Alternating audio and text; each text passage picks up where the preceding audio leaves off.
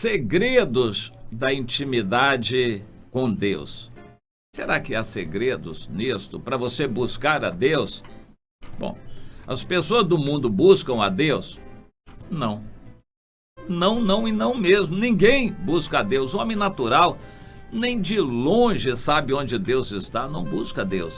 Por isso, o Evangelho precisa ser pregado.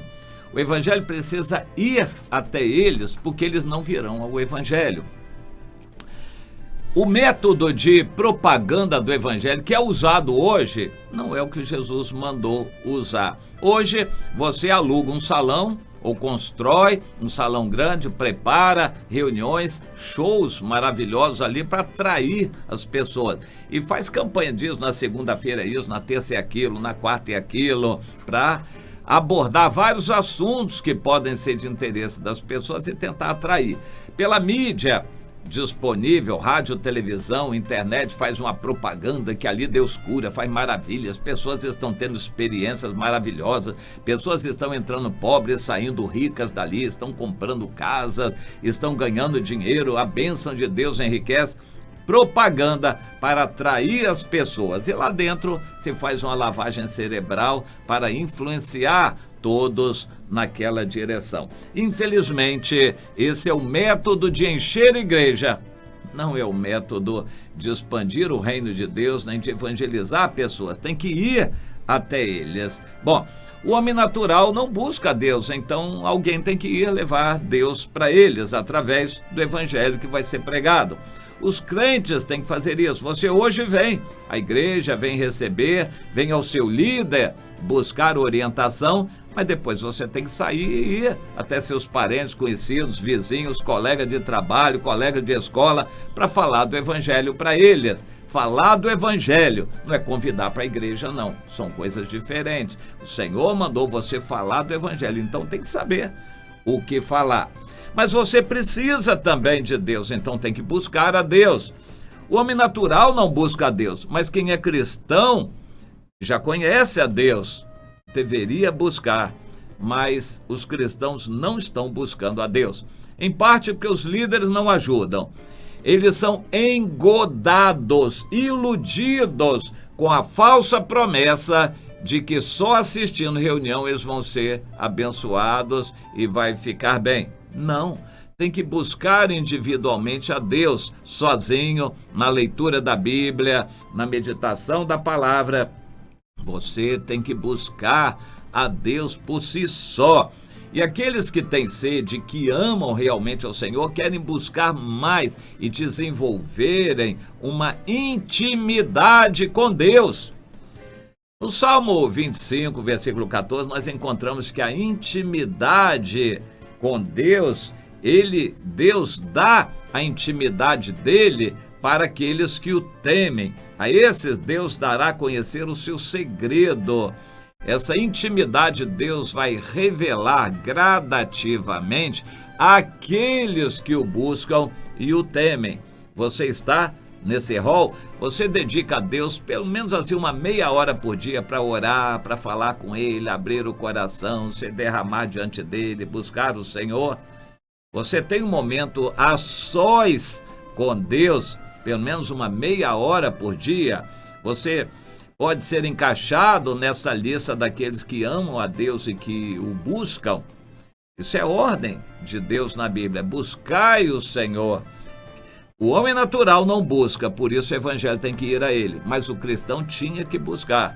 Infelizmente, os cristãos também não estão buscando. Estão alguns esperando, outros se limitando, se conformando com reuniões da igreja. Mas quem ama a Deus, além de tudo mais, busca o Senhor. E Jesus prometeu que quem busca, acha. Você, se buscar, vai encontrar. Intimidade com Deus, você tem que desejar. A pessoa tem que querer ter intimidade com Deus. Para eu trazer aqui uma revelação de Deus, uma palavra, orar por uma pessoa, trazer a bênção de Deus, a revelação de Deus para ela, eu preciso ter intimidade com Deus. Para qualquer coisa significativa no reino de Deus, precisa ter intimidade com Ele. Eu quero falar dessa intimidade através de um homem da Bíblia chamado Elias. Depois de ter intimidade com Deus, o Senhor lhe deu um ministério profético. Ele foi muito usado por Deus e ousado também, porque se apresentou perante o rei. O país de Israel, o Reino do Norte, já estava bem apostatado, bem afastado de Deus, quando o Acabe, ele não começou o mal, não, ele já recebeu. O pai dele já foi péssimo, o Onri, mas cada um que reinava em Israel era pior do que o outro. O Onri já foi pior do que todos que foram antes dele, e o Acabe venceu o pai também, fez pior do que o pai, e inclusive foi lá num país estrangeiro, na Fenícia, entre os de Sidom, e buscou a mulher dele, a Jezabel, que era uma feiticeira adoradora de Baal, filha do Etibaal, que era o rei lá em Sidom. E por causa dela, o Acabe também esteve servindo a Baal. Isso desagradou profundamente a Deus. Até um certo ponto, Deus tolera o erro quando é um erro individual, mas quando o erro passa a ser coletivo, os líderes da nação induzem o povo ao erro, então está na hora do juízo de Deus. É o que aconteceu com o Brasil nas últimas décadas. Os governantes se puseram contra Deus, provocaram a Deus, levando o Brasil a uma posição contrária a Deus, e Deus aceitou o desafio e está trazendo juízo. Essa crise e as consequências dela são, na verdade, um juízo de maldição de Deus contra o Brasil, por causa do mau caminho que os governantes últimos impuseram ao país, representando assim todos os brasileiros em confronto contra Deus. Cabe a nós agora influenciarmos o país mediante a oração, primeiro para que Deus tenha misericórdia e, enfim, muita coisa vai ter que acontecer para mudar este quadro. Aquilo despertou a ira de Deus, que mandou o Elias se apresentar a Acabe, desafiá-lo, e convocou o povo todo para um desafio, para saber quem era Deus. Se por causa de Jezabel, a maior parte, a imensa, esmagadora maioria da população de Israel já estava se dobrando a Baal, faltavam pouquíssimos, e Elias não conhecia nenhum que não tinha se dobrado a Baal. Por causa disso, Deus o enviou para desafiar o rei, e começou de uma maneira assim muito forte. Deus enviou Elias para falar com o rei Acabe, que por causa daquele pecado, daquilo tudo, não haveria chuva sobre a terra. O rei não conhecia o Elias. O Elias era um João Ninguém, um estranho, com aparência de roceiro, uma pessoa que não tinha um trato cultural. E, claro, vai ouvir um homem desses, nem pensar. Mas depois de mais de 3 anos de fome, seca e muita mortandade, o rei começou a saber quem era o Elias. Na verdade, apenas um representante de Deus. O rei ainda não sabia quem era Deus, mas o Elias, ele já sabia quem era. E assim, nós vemos que as coisas aconteceram. Elias desafiou o rei e o país inteiro para saber quem era verdadeiramente Deus, se era o Baal ou se era o Senhor. Desafiou a pedir fogo. O problema do país não era fogo, era água que estava faltando. Água tinha demais, salgada, no mar, mas água de chuva não havia. E o Elias então desafiou o Baal e as pessoas que seguiam a Baal, que era o país inteiro, para ver quem realmente mandava fogo, se era o Baal ou se era Deus. E deu naquilo que nós já conhecemos. Elias deixou os profetas e seguidores de Baal pedirem fogo até as 3 horas da tarde. Quando então era a hora do sacrifício a Deus, Elias disse: agora é a minha vez, eu vou restaurar o altar de Deus que está em ruínas. Pegou as pedras, restaurou, abriu um rego em volta, matou o animal, o bezerro, e aquele novilho foi esfacelado, as suas carnes foram colocadas em cima do altar. Ele mandou trazer 4 cântaros de água do mar. O Monte Carmelo estava ao lado do mar, por exemplo, como o Pão de Açúcar no Rio de Janeiro.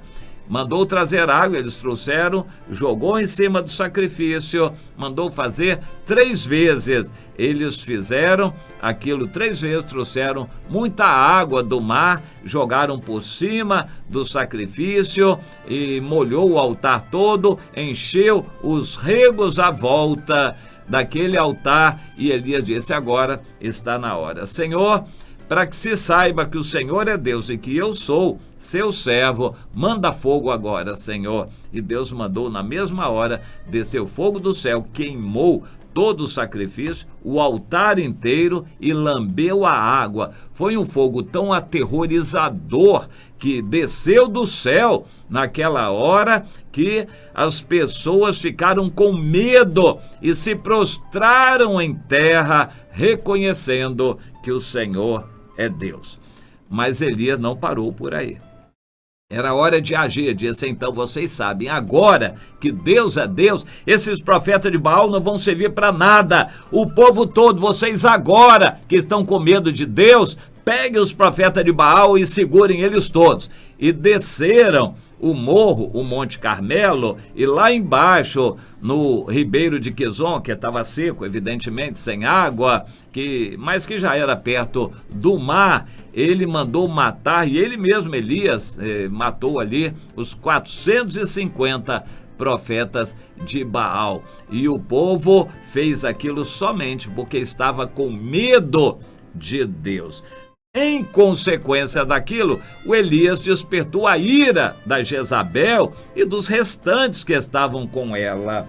E começou um outro capítulo. Elias pediu a morte, saiu fugindo em direção ao sul, passou por Judá, certamente, e o país já estava separado, e tentando fugir da presença da Jezabel, que mandou soldados para matarem Elias onde ele estivesse. O Elias desceu, atravessou Judá e foi para o Monte Horebe. Muitos pensam, e hoje a tradição consagrou o sul da península de Sinai como o Monte Horebe, mas não é. Isso já foi descoberto recentemente na Arábia, do outro lado da Arabá, do outro lado do Mar Morto, é onde está o verdadeiro Monte Sinai, com todas as características que a Bíblia dá. O apóstolo Paulo fala disso, Monte Sinai na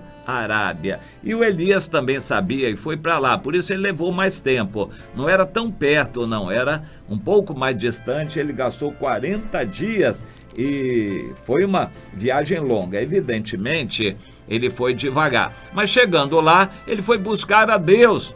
E buscou a Deus e queria um fogo, um terremoto, uma ventania, um furacão. E Deus não se apresentou a ele de nenhuma dessas maneiras, mas quando veio aquele vento suave, Deus apareceu e disse: eis-me aqui, ô meu servo, e agora? Vamos tratar? Bom, Senhor, o negócio é o seguinte, eu estou triste, eu quero morrer. Não, não é agora. Você vai morrer sim, eu vou te levar. Mas antes você tem 3 missões importantes. Uma com a Síria, é o Azael que vai ungir. Aqui no país, você vai ungir o Jeú para desarraigar a casa de Acabe, para ser o rei. E você vai ungir o Eliseu em seu lugar. Então, a sua missão estará cumprida e você vai poder, então, partir e eu vou levar você. Bom, tudo aquilo aconteceu, mas o interessante que eu quero realçar é que Deus não estava no fogo, no terremoto. O fogo já tinha descido, mas Deus estava ali naquele cicio, naquele ventinho suave e agradável. Meu irmão, Deus pode falar de muitas maneiras, e uma maneira muito boa não é através de coisas tremendas que vão acontecer. Ele quer falar ali no cantinho do seu quarto, no silêncio, na sua cama, ao lado da cama, você num lugar muito calmo, tranquilo. É ali que Deus quer falar com você. Não espere somente em reuniões de oba-oba, de reteté, manifestações poderosas e muito espetáculo pirotécnico. Não espere que Deus fale somente dessa maneira, não. Ele fala com você e ele prefere falar com você como falou com Elias, lá no cantinho do seu quarto, na intimidade. É assim que Deus quer falar com você. É assim que você deve buscar a Deus, entendeu? Não fique pensando que Deus está só nas grandes reuniões poderosas, onde muita barulheira vai acontecer, revelações e profecias.